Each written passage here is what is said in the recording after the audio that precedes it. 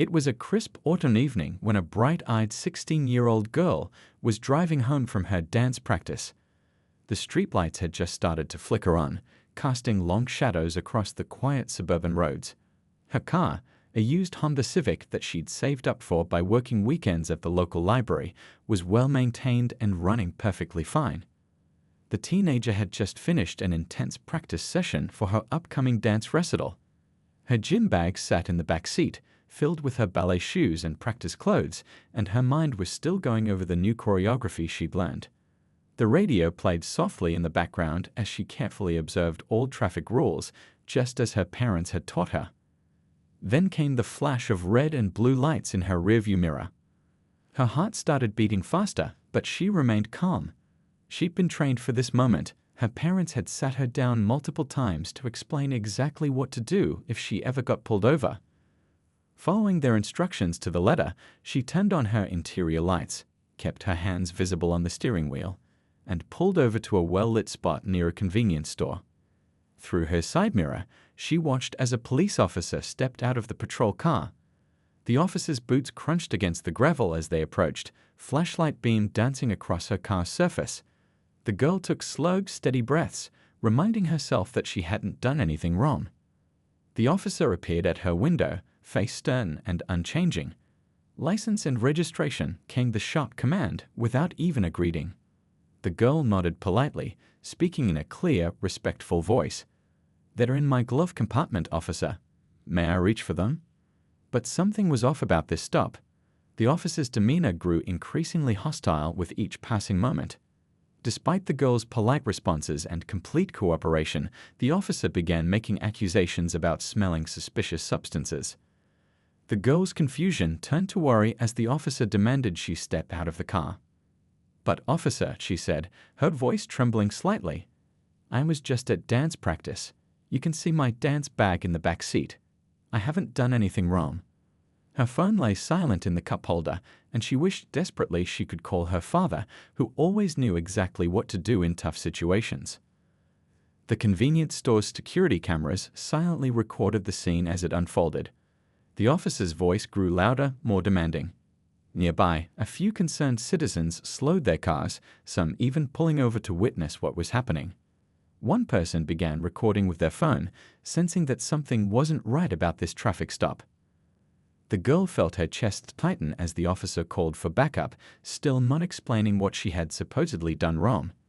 She stood shivering in the evening air, watching helplessly as the officer began to search her car without her consent. Her mind raced with questions. Why was this happening? What had she done wrong? Why wouldn't the officer listen to her explanations? As a second patrol car arrived with flashing lights, she couldn't help but think about her father's words during one of their many talks about dealing with law enforcement. Always stay calm, always be respectful, but always remember your rights. But right now, it seemed like those rights were being ignored, one by one. Little did the officer know that this traffic stop would soon become the catalyst for a chain of events that would shake the entire police department to its core. The young dancer, standing frightened but dignified on the roadside, was about to become the center of a story that would capture national attention and force an entire community to confront some uncomfortable truths about power, prejudice, and justice. The night was far from over, and things were about to take a turn that no one could have predicted. Back at the police station, the young girl sat alone in a cold, brightly lit room. Her dance clothes, still damp with sweat from practice, offered little comfort against the metal chair. The clock on the wall ticked away mercilessly. It had been 3 hours since the traffic stop, and she still hadn't been allowed to call her parents. The officer who had arrested her paced around the room like a predator sizing up its prey. Each click of her boots against the linoleum floor made the teenager flinch slightly. "Something doesn't add up here," the officer kept saying, though she'd found absolutely nothing suspicious in the car or on the girl's person. Through the window of the interrogation room, other officers walked past, some casting concerned glances inside. A few of them whispered among themselves, clearly uncomfortable with what they were witnessing. One young officer even stopped to watch, his face showing clear distress at the situation unfolding before him. "We're going to run a drug test," the officer announced suddenly, though there wasn't a shred of evidence suggesting any drug use. The girl's voice shook as she replied, "I don't do drugs. I'm a dancer. I have a recital next week. Please just let me call my father." The officer ignored her pleas, instead reading from a thick manual she'd pulled from her pocket. "Department protocol," she kept muttering, flipping through pages that seemed to justify her actions. But everyone in that station knew this wasn't protocol, this was something else entirely. The drug test was administered, and as expected, it came back completely negative. But instead of ending the ordeal, the officer seemed to become even more agitated. She started questioning the girl about her dance studio, her friends, her school, anything she could use to trip her up. But the teenager's answers remained consistent because she was telling the truth. Other officers in the station began to notice something wasn't right. A female desk sergeant kept walking past the room, her face growing more concerned with each pass. The teenager could hear fragments of conversations in the hallway. Whispered words like excessive and unnecessary floated through the door. The girl's phone, confiscated during the arrest, lit up repeatedly with missed calls and messages from her worried parents. The screen glowed from its place in an evidence bag on a nearby desk, each notification a painful reminder of the fear her family must be feeling. Hours ticked by, and the questioning continued. The officer's tactics grew more aggressive, trying to force contradictions in the girl's story where there were none. "Why were you really out tonight?" she demanded for the 5th time. "Who were you meeting?" The questions made less and less sense, but the teenager kept her composure, just as her parents had taught her. Through the window, the busy station had grown quieter as night shift officers replaced the day crew. The few remaining staff members watched the situation with increasing unease. One officer even approached the door, about to intervene, but a sharp look from the arresting officer made him back away. The teenager's stomach growled. She hadn't eaten since lunch, and her usual post-practice snack was still sitting unopened in her gym bag. Her throat was dry, and the single cup of water she'd been given sat empty on the table. But more than the physical discomfort, it was the confusion and fear that weighed heavily on her. What had started as a simple traffic stop had spiraled into something far more sinister. The officer's behavior grew more erratic with each passing hour, as if she were trying to prove something that simply wasn't there. But neither she nor the frightened teenager could have predicted what was about to happen next, an act that would cross a line from which there would be no return. As midnight approached, the officer's next decision would shock even her fellow law enforcement officers and spark a firestorm that would reach far beyond the walls of that small-town police station. The night had grown old when the officer made a decision that would change everything. Standing in the harsh fluorescent lights of the processing room, she looked at the teenager's beautiful braids. Hours of intricate work that told a story of culture and identity, and made an announcement that sent chills through everyone present. "We need to process you fully," the officer declared, her voice cold and mechanical. "That means the hair has to go." The words hung in the air like poison, causing even the most hardened officers nearby to freeze in disbelief. The teenager's eyes widened in horror as she realized what was about to happen. "Please," the girl whispered, her hands instinctively reaching up to protect her braids. "These braids are part of who I am. My grandmother helped put them in. Please don't do this." Tears began rolling down her cheeks, but the officer remained unmoved. A few other officers shifted uncomfortably, exchanging worried glances. One senior officer stepped forward, clearing his throat. "I've been here 20 years, he said quietly, "and I've never seen this listed as required procedure." But the arresting officer simply waved him away, pulling out a department manual and pointing to a vague regulation about processing standards. The teenager sat trembling in the chair as the officer approached with scissors. The security cameras in the corner recorded everything: the girl's quiet sobs, the concerned looks from other officers, and the determined stride of the officer who seemed bent on carrying out this unnecessary act. Time seemed to slow down as the first braid was cut. Each snip of the scissors echoed through the room like a thunderclap. The teenager had closed her eyes, tears streaming down her face as years of growth and cultural pride fell to the cold floor. Some officers turned away, unable to watch. Others stood frozen, knowing they were witnessing something terribly wrong, but feeling powerless to stop it. A young female officer in the corner had pulled out her phone, discreetly recording the scene. Her hands shook as she documented what she knew would soon become evidence. The arresting officer was so focused on her task that she didn't notice this silent witness to her cruelty. The teenager kept her eyes squeezed shut, thinking of her father. She didn't know that at that very moment he was already in motion, his position and influence about to come crashing down on this small-town police station like a tidal wave. She didn't know that this moment of humiliation would soon become a catalyst for change. As the last braid fell, an eerie silence filled the room. The officer stood back, seemingly satisfied with her work, but the atmosphere around her had changed. Other officers who had previously stayed quiet were now whispering among themselves. The desk sergeant had disappeared into her office, making urgent phone calls. The teenager opened her eyes and caught her reflection in the window, her once beautiful braids now reduced to an uneven mess. But something had changed in her expression. The fear was still there, but behind it was something new: determination. She sat straighter in her chair, her dignity intact despite everything that had been done to strip it away. Outside the processing room, word of what had happened began spreading through the station like wildfire. Officers on their way home called their unions. Others texted friends in the media. One veteran officer quietly gathered the cut braids, carefully placing them in an evidence bag, not for the department, but for justice. What the arresting officer didn't realize was that her actions had just set in motion a chain of events that would reach far beyond this small room. As the night shift changed to morning, the story of what happened in that processing room was already making its way to people who had the power to demand answers. The sun was about to rise on a new day, and with it would come a reckoning that nobody in the department could have anticipated. The officer's cruel act wouldn't just cost her her badge, it would spark a movement that would change law enforcement procedures across the entire state. Dawn was just breaking when a black SUV pulled up to the police station. The driver's door opened, and out stepped a tall man in an impeccably pressed suit. His face showed no emotion, but his eyes burned with a controlled fury that made the station's front desk officer sit up straighter. "My daughter," he said quietly, his deep voice carrying the weight of authority. "She was brought in last night." The desk officer started to give the usual procedure speech, but stopped mid-sentence as recognition dawned on his face. His eyes widened as he realized exactly who was standing before him. The man wasn't just any concerned father, he was a federal judge, recently appointed to lead a special task force on police reform.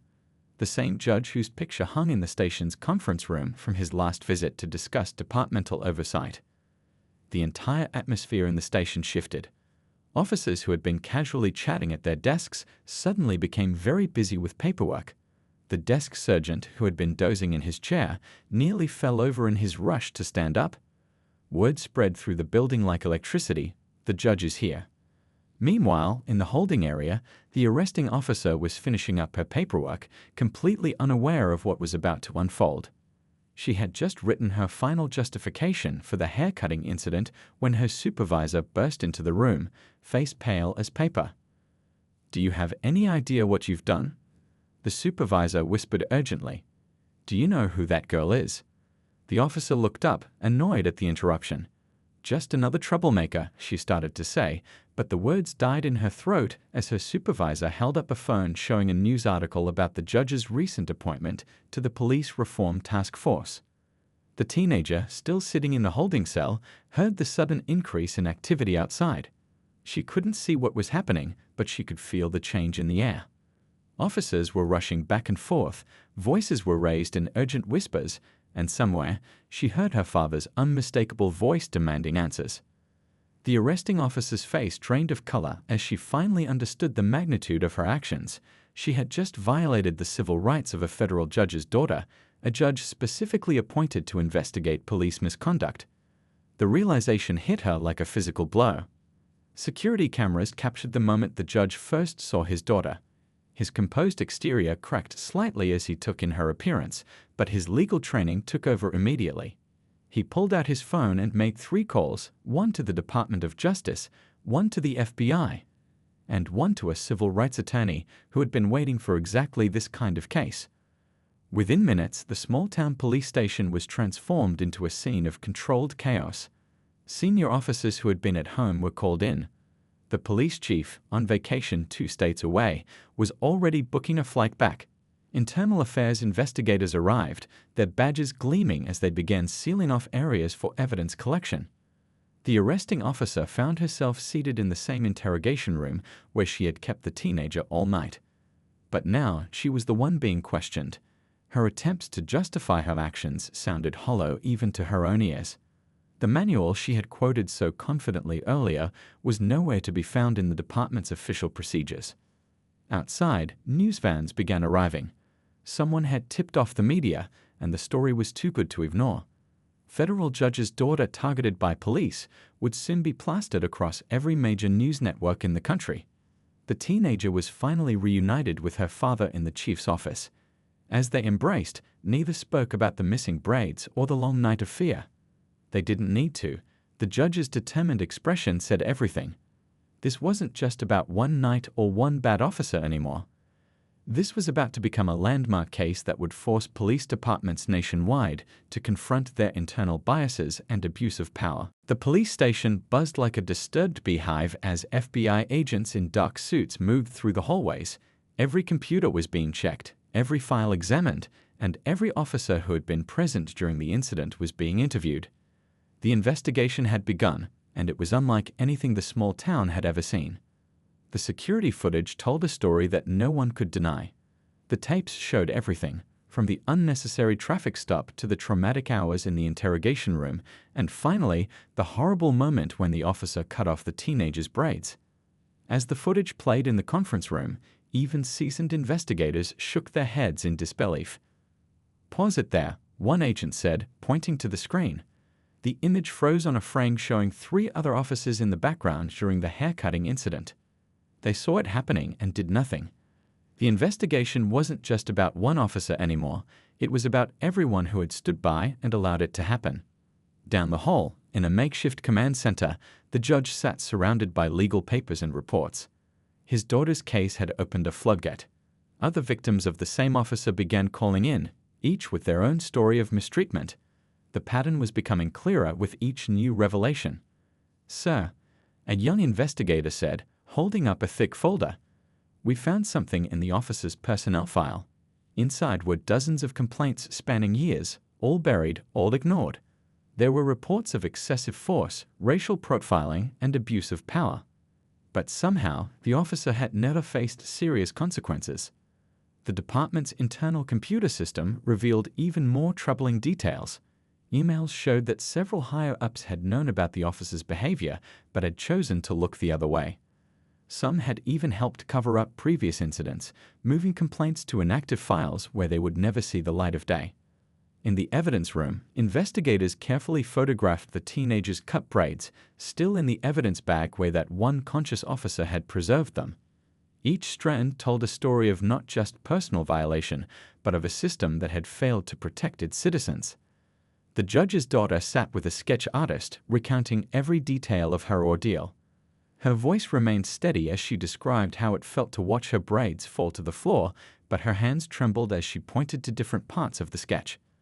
"The other officers stood there," she said softly. "They watched it happen." Outside the station, news crews had set up camp. The story had gone viral, with social media exploding in outrage. Videos of the traffic stop, recorded by concerned citizens, were being shared millions of times. Each share brought more attention, and with it, more pressure for change. The FBI's forensic team worked through the officer's patrol car computer, finding a disturbing history of selective stops and searches. The data showed a clear pattern of targeting certain groups, with the officer routinely making up reasons for searches that had no legal basis. As the day wore on, the investigation uncovered more than just one officer's misconduct. It revealed a culture of silence, a system of cover-ups, and a pattern of overlooking serious complaints. The judge watched as each new piece of evidence built an irrefutable case not just against one person, but against an entire broken system. In a quiet moment between interviews, the teenager's father squeezed her hand. "Your strength is going to change things," he told her. "What happened to you was terrible, but it's going to help make sure it never happens to anyone else." She nodded, understanding that her ordeal had become something bigger than herself. The investigation was far from over, but already its impact was being felt. Officers who had once looked the other way were now coming forward with information. The blue wall of silence was crumbling, and with it, the old way of doing things was beginning to fall apart. The town square had never seen anything like this before. What started as a small gathering of concerned citizens had grown into a peaceful but powerful demonstration. Hundreds of people stood together, holding signs and sharing stories. Some had traveled from neighboring states after seeing the viral videos of the teenager's ordeal. "It could have been my daughter," said one mother, her voice breaking as she addressed the crowd. She held up a photo of her own child, who shared the same dreams of being a dancer. How many times has this happened when there wasn't a judge's daughter involved? How many stories haven't we heard? Local business owners stepped up in unexpected ways. The owner of the dance studio where the teenager practiced opened her doors to protesters, offering water and rest breaks. She had put up a large banner that read, "Dancers stand together." Inside, young dancers of all backgrounds practiced their routines, a silent statement about unity and resilience. The convenience store owner who had witnessed the initial traffic stop came forward with additional footage from his security cameras. "I knew something wasn't right that night," he said, pointing to the clear images of the teenager following every police instruction perfectly. "I've been keeping this safe, waiting for the right time." Social media exploded with support. Dance studios across the country posted videos of their students performing in solidarity. The hashtag #HerHerRight started trending, with thousands sharing their own stories of discrimination and profiling. Each new post added momentum to the growing movement. At the high school, students organized their own peaceful demonstration. They came to school with pictures of the teenager pinned to their shirts. The principal, instead of stopping them, joined in, sharing his own story of being wrongfully detained years ago. "This stops with your generation," he told the students. Local news crews captured a powerful moment when a group of off-duty police officers joined the protesters. "We wear the badge to protect and serve," one officer said to the cameras. "What happened that night goes against everything we stand for." Their presence sent a clear message. This wasn't about being anti-police, it was about being anti-abuse of power. The teenagers' dance teammates performed a special routine in the town square. They all wore their hair in similar styles to how their friends had been before it was cut off. The performance was filmed and shared online, where it quickly gained millions of views. Professional dancers and choreographers began sharing it, bringing even more attention to the cause. Community leaders who had been quiet for years found their voices. The town's elderly barber, who had been cutting hair for over 50 years, spoke at a community meeting. "In all my years," he said, his voice heavy with emotion, "I've never heard of anyone's identity being stripped away like this. Hair isn't just hair, it's history, it's culture, it's family." The officer's previous victims started holding their own meetings in a local church basement. They formed a support group, sharing stories that had gone unheard for years. Each story strengthened their resolve to see real change happen. They weren't seeking revenge, they wanted transformation. Local lawyers offered free legal advice to anyone who had experienced similar treatment. The line of people waiting to speak with them stretched around the block. Each person had a story, and for the first time, they felt safe enough to tell it. The town's weekly newspaper, usually focused on local sports and weather, devoted its entire front page to the story. The editor, a longtime resident, wrote a powerful editorial. "Our silence has been our shame. But today, we stand with a young dancer who showed us that sometimes the greatest strength is in speaking up." As evening fell, the protesters lit candles, creating a river of light through the town's streets. The message was clear. The darkness of that night in the police station would be overcome by the light of truth and justice. The movement wasn't just about one teenager anymore. It had become a call for change that couldn't be ignored. The federal courthouse stood tall and imposing on that Monday morning. News vans lined the street as people gathered on the steps, waiting for the most important hearing the building had ever hosted. Inside, the teenager sat with her father, both dressed in formal attire, ready to face the officer who had changed their lives forever. The judge presiding over the case wasn't just handling a simple police misconduct hearing. The charges included civil rights violations, abuse of power, and a long list of other offenses that the investigation had uncovered. Each charge was backed by solid evidence, videos, testimonies, and years of hidden complaints. All rise, called the bailiff, and the courtroom fell silent. The officer who had seemed so powerful that night in the police station now looked small in her civilian clothes. Her usual confident stride was replaced by uncertain steps as she walked to her place in the courtroom. The prosecutor, a seasoned civil rights attorney, started by playing the convenience store's security footage. The crystal-clear video showed the teenager following every instruction perfectly during the traffic stop. There was no justification for what followed, and everyone in the courtroom knew it. Then came the station's security footage. Some people in the gallery had to look away when it showed the haircutting incident. The officer's lawyer shifted uncomfortably in his chair. How do you defend the indefensible? Even he seemed to be struggling with his role in this case. One by one, previous victims took the stand. A young college student described being held for hours without cause. A local businessman shared his story of repeated harassment.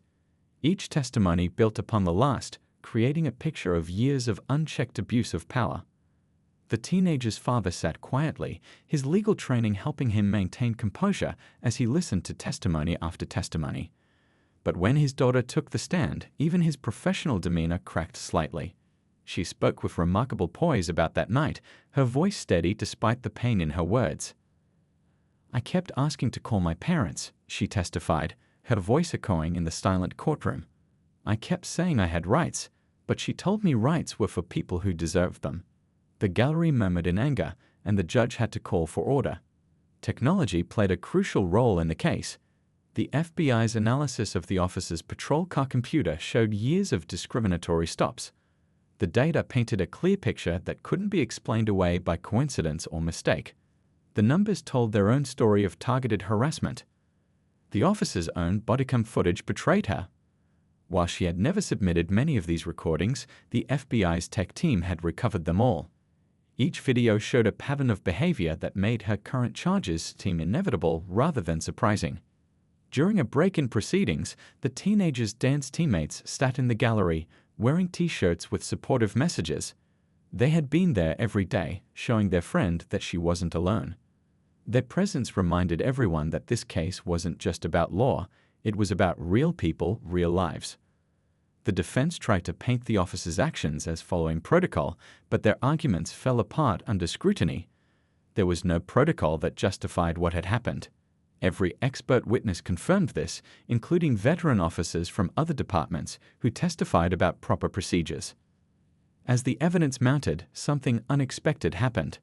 Other officers from the department started coming forward voluntarily.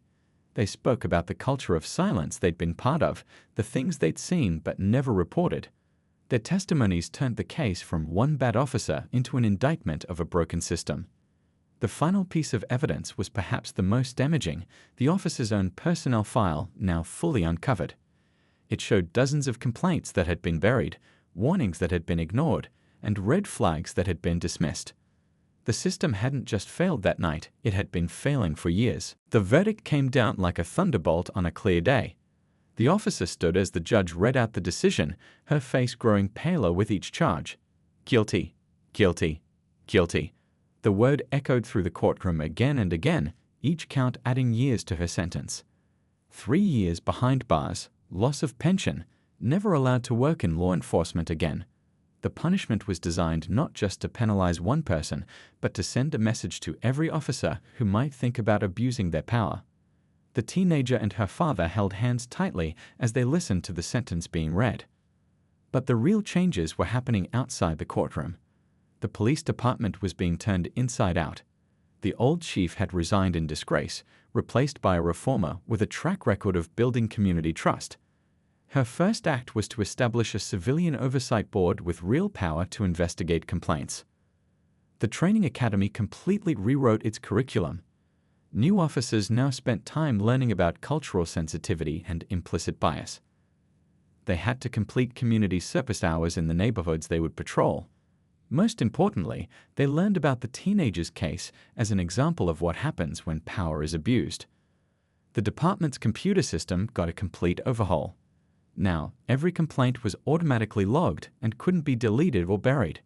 Body cameras couldn't be turned off during stops, and all footage was reviewed by the civilian board. Traffic stop data was analyzed monthly for any signs of bias. In the evidence room, they created a special display. The evidence bag containing the teenager's cut braids was placed there, along with photos and documents from the case. Every new officer had to tour this room and understand the weight of the badge they would carry. The convenience store owner who had provided the security footage was honored by the city council. His quick thinking in preserving evidence had helped crack the case wide open. He used his moment in the spotlight to talk about the importance of standing up for what's right, even when it's scary. Other police departments started sending their officers to learn from what had happened. The case became required reading in police academies across the country. Training videos were made, showing step by step how a simple traffic stop had turned into a career-ending abuse of power. The officers' former colleagues had to attend mandatory retraining. Some resigned rather than face the new standards. Others embraced the changes, realizing that good policing meant serving the community, not controlling it. The department's culture began to shift, slowly but surely. Local schools added new material to their civics classes. Students learned about their rights during police encounters, but they also learned about responsible citizenship. The teenager's case became a lesson in both what can go wrong and how speaking up can make things right. The town itself was changing. Community police forums became monthly events where officers and residents could talk openly about concerns. Trust was rebuilding, one conversation at a time. Kids who used to run from police cars now waved at officers they knew by name. In the police station's front lobby, they put up a new sign, "To protect and serve. Every person, every time." Below it hung a framed photo of the Civilian Oversight Board, showing faces from every part of the community. It was a daily reminder that power comes with responsibility. 1 year after the verdict, the officer wrote a letter from prison. She admitted that she had been wrong, that she had let power corrupt her judgment. The letter became part of the training materials, a first-hand account of how good intentions can turn bad when bias goes unchecked. The teenager's father used his position to push for similar reforms across the state.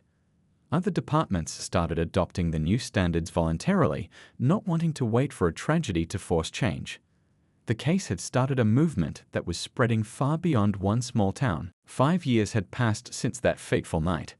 The teenager, now a college student, stood on a stage in front of hundreds of people. Her hair had grown back, beautifully braided once again, but more importantly, her spirit had grown stronger. She was the keynote speaker at a national conference on police reform, sharing her story not with anger, but with hope. "My story could have ended that night in the police station," she told the audience. Instead, it became a beginning. Behind her, a screen showed photos of all the changes her case had sparked, new training programs, community outreach initiatives, and most importantly, faces of people who had found their voices because of her courage. The law named after her case had been adopted by 12 states now. The Cultural Rights Protection Act made it illegal for law enforcement to discriminate based on cultural expressions. Police departments across the country had to change their processing procedures, ensuring they respected everyone's dignity. Her dance studio had grown into something special. What started as a place for practice had become a healing center for young people affected by similar experiences. Twice a week, the studio offered free classes to kids who needed a safe space to express themselves. The walls were covered with messages of hope and strength. The officer who had cut her hair was out of prison now and doing something unexpected. She was speaking at police academies about her mistakes. Her presentations always ended with a simple message: "Power doesn't make you right. Compassion makes you strong." Some of the most effective reforms had come from her insights into how power can corrupt. Local schools started a new tradition. Every year, they held a Unity in Community Day where students and police officers came together for sports, arts, and conversations. The teenager's father, still serving as a federal judge, always came to share the importance of knowing your rights and using them responsibly. The convenience store where it all began had become a symbol of positive change.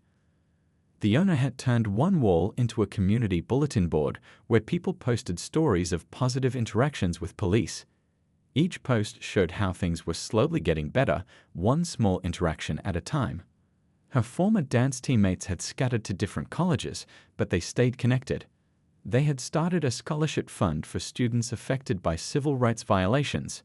Every year, they came back to perform at a benefit show, their dancers telling stories of struggle, resilience, and triumph. The police department looked different now.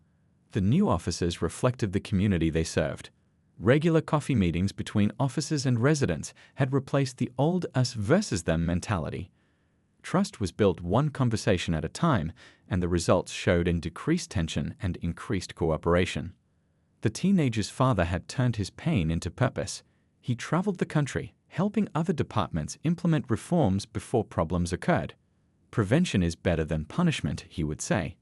His daughter's case had become a blueprint for positive change. Even the old police station had transformed.